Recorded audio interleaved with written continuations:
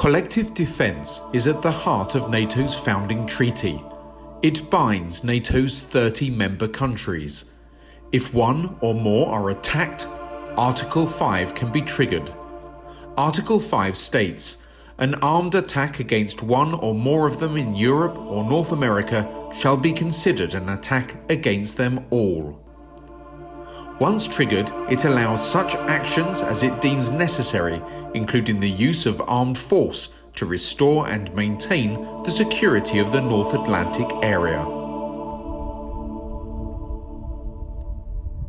An act of war is something which is an armed attack. That's what is specified in the Article 5, the Collective Defence Clause of the NATO Treaty, the Washington Treaty of 1949.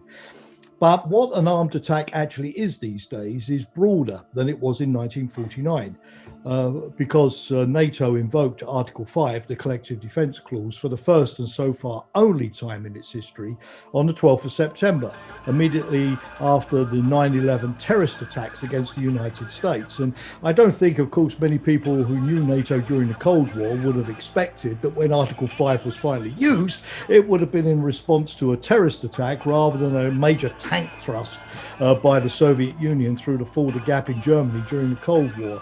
NATO subsequently has declared that a cyber attack, if it had a certain level of severity and really did a lot of damage, could also be considered as a case of collective defence and trigger Article 5. So the spectrum is quite broad. It depends on what you call an armed attack. It can be with electrons through cyberspace as much as through tank shells and missiles these days. But at the end of the day, the determination of if it qualifies or doesn't qualify is going to be made by the 30 countries collectively around the table of the North Atlantic Council in Brussels.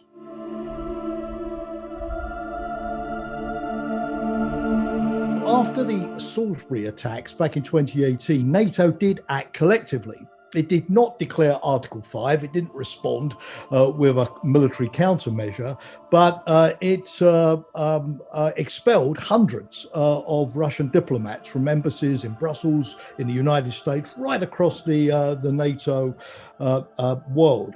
The EU took similar action, and many other countries came out in sympathy because of the horror of the use of Novichok, and they expelled Russian diplomats as well. So I think today NATO needs to act above Article 5 level if it's an armed attack, but it can't just sort of sit with its hands crossed and do nothing if there's a provocation below the Article 5 level. So it's greatly developed what it calls its toolbox of responsive measures, so that, proportionate to the form of the aggression, the outrageous nature of the behavior, it's able to adopt some sort of countermeasures.